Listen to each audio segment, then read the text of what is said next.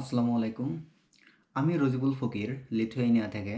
এই ভিডিওর মাধ্যমে হাজির হয়েছি আপনাদের সামনে নতুন একটা টপিক নিয়ে, যেটা অনেক গুরুত্বপূর্ণ এবং সমগ্র বাংলাদেশেই জানতে চায় যারা বিদেশে আসতে চান। তো সেটা হচ্ছে লিথুয়েনিয়ান পিআর, সিটিজেন এবং পাসপোর্ট। কিভাবে এই তিনটা জিনিস অর্জন করতে পারেন সেভাবে সেই ব্যাপারেই আমি আলোচনা করব। আমি সকল ইনফরমেশন ইমিগ্রেশন থেকে কালেক্ট করে নোট করে রেখেছি আপনাদের জানানোর জন্য। তো এখানে কোনো আন্দাজে মন গড়া ভুয়া কোনো ইনফরমেশন পাবেন না। সকল ইনফরমেশনই ইমিগ্রেশন থেকে কালেক্ট করা।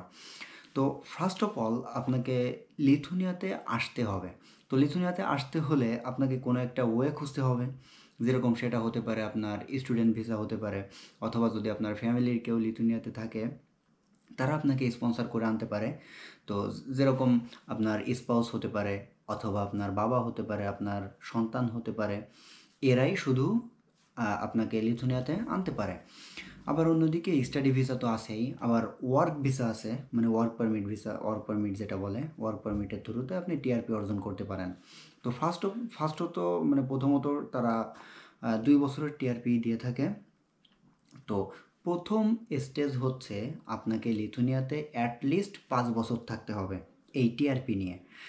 তো এটা আপনি জব করেন বা কোনো একটা রিসার্চ ইউনিভার্সিটিতে রিসার্চ করেন, আপনি পিএইচডি স্টুডেন্ট হয়ে থাকেন, যেভাবেই হোক। অথবা আরেকটা সিস্টেম আছে, আপনি এইখানের কোনো কোম্পানিতে $50,000, 50,000 ইউরো, যদি আপনি 50,000 ইউরো ইনভেস্ট করেন তাহলে আপনি টিআরপি পেতে পারেন। হ্যাঁ, এবং এই টিআরপি রিনিউয়াল হতে থাকবে যতদিন আপনি লিথুনিয়াতে থাকবেন। তো সেইভাবে এটা কন্টিনিউয়াসলি রিনিউয়াল হতে থাকবে। অ্যাটলিস্ট 5 বছর তো এমনিতেই আপনি থাকতে পারবেন। যদিও 2 বছরের টিআরপি আনতেছেন, এটা রিনিউ করে আপনি 5 বছর থাকতে পারবেন। তার ভিতর হতে পারে আপনি লিথুনিয়ান কোনো সিটিজেনকে বিয়ে করছেন, অথবা ভালো একটা কোম্পানিতে আপনি স্কিল্ড ওয়ার্কার হিসেবে আছেন, মানে ভালো একটা কোম্পানিতে আপনি জব করেন, সেটা থ্রুতে পিআরের জন্য আবেদন করতে পারেন। আবার এই যে ইয়েটার কথা বললাম, মানে যে বিবাহের কথা, আপনি যদি লিথুনিয়ার সিটিজেনকে বিয়ে করেন তাহলে আবার শর্টলি আপনি পিআরটা পেয়ে যেতে পারেন, অথবা সিটিজেনশিপ পেয়ে যেতে পারেন।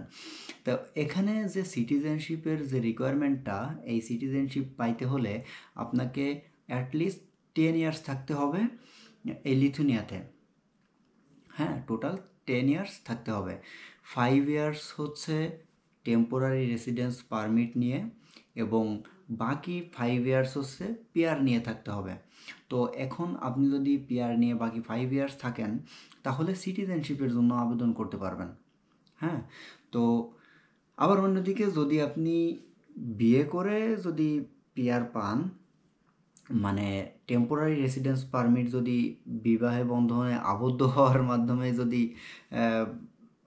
টেম্পোরারি রেসিডেন্স পারমিট থাকে, তাহলে আপনি এটা 7 বছর গেলে 7 বছরেই আপনি সিটিজেনশিপ পেতে পারেন।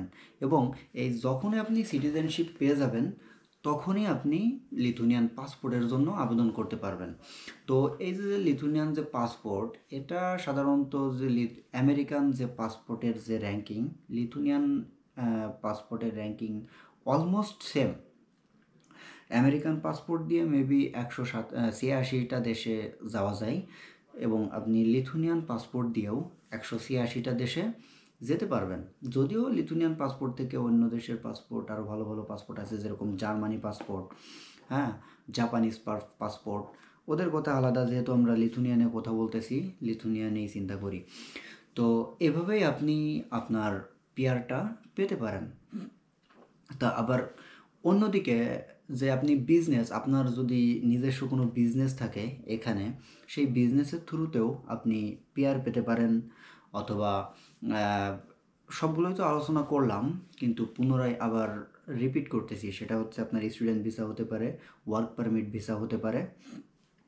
তারপর আপনার ফ্যামিলি কেউ যদি থাকে, সে এসে তার থ্রুতে আপনি 5 বছর লিথুনিয়াতে থাকলে পরবর্তীতে আপনি পিআরের জন্য আবেদন করতে পারবেন। আপনার রিকোয়ারমেন্টটা হচ্ছে আপনার ভালো একটা অ্যাড্রেস থাকতে হবে বাসার, যে আপনি কোথায় থাকেন, বাসার অ্যাড্রেস।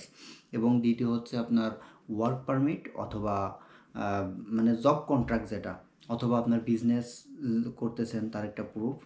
মানে আপনাকে শো করতে হবে আপনি কেন লিথুনিয়াতে পার্মানেন্টলি থাকতে চান, এটা আপনাকে প্রমাণ করতে হবে। তো এটা আপনি জব দিয়ে করতে পারেন, আপনার বিজনেস দিয়ে করতে পারেন। হ্যাঁ, এইভাবে দেখিয়ে যখন আপনি দেখবেন যে 5 বছর আপনার হয়ে গেছে লিথুনিয়াতে আছেন এবং আপনি লিথুনিয়ার ভাষাও জানেন, হ্যাঁ, ভাষা জানার পর তখন আপনি পিআরের জন্য আবেদন করতে পারবেন। এবং যখন আপনি পিআর পেয়ে যাবেন, পিআর পাওয়ার পর বাকি 5 বছর থাকা লাগবে আপনার সিটিজেনশিপ পাওয়ার জন্য। সিটিজেনশিপ এবং পিআর আলাদা জিনিস। পার্মানেন্ট রেসিডেন্স মানে আপনি এখানে লিথুনিয়াতে পার্মানেন্টলি থাকার জন্য সুযোগ পেয়ে গেলেন। আর সিটিজেনশিপ হচ্ছে লিথুনিয়ার একজন নাগরিক। হ্যাঁ, তো এটা হচ্ছে বিষয়। তো 5 বছর হয়ে যাওয়ার পর বাকি 5 বছর থাকা লাগবে আপনার পিআর হিসাবে। মানে আপনার পিআরের যে পার্মানেন্ট রেসিডেন্সি কার্ড, এই কার্ডের মেয়াদ থাকতে হবে 5 বছর। তো এটা 5 বছর হয়ে গেলে তারপরে আপনি সিটিজেনশিপের জন্য আবেদন করতে পারবেন। আর যখন আপনি সিটিজেনশিপ পেয়ে যাবেন তার পরবর্তীতে আপনি আপনার পাসপোর্টের জন্য আবেদন করতে পারবেন। তবে আপনি সিটিজেনশিপ হইলে 100% আপনি পাসপোর্টও পেয়ে যাবেন। হ্যাঁ, এটা হচ্ছে এখানের মানে রুলসই এটা, যে আপনার যদি সিটিজেনশিপ থাকে, সিটিজেনশিপ হইলেও আপনি পাসপোর্ট বাধ্যতামূলক, আপনি পাসপোর্ট পেয়ে যাবেন। আর এখানে সবাই ম্যাক্সিমামই পিআর থাকলে সিটিজেনশিপ পেয়ে যায়। আশা করি তেমন একটা সমস্যা হবে না বা হয় না।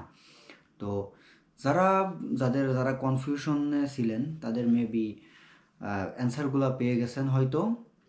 সো আরও যদি এই পিআর সম্পর্কে অথবা সিটিজেনশিপ সম্পর্কে যদি কোনো প্রশ্ন থেকে থাকে তাহলে কমেন্ট বক্সে জানিয়ে দিবেন। তবে লাল কালারের সাবস্ক্রাইব নামক লাল বাটনটা ক্লিক করে আমার সঙ্গেই থাকবেন নতুন নতুন ইনফরমেটিভ ভিডিও পেতে। সো আজকের ভিডিও এই পর্যন্তই। সবাই সুস্থ থাকুন, ভালো থাকুন। আসসালামু আলাইকুম।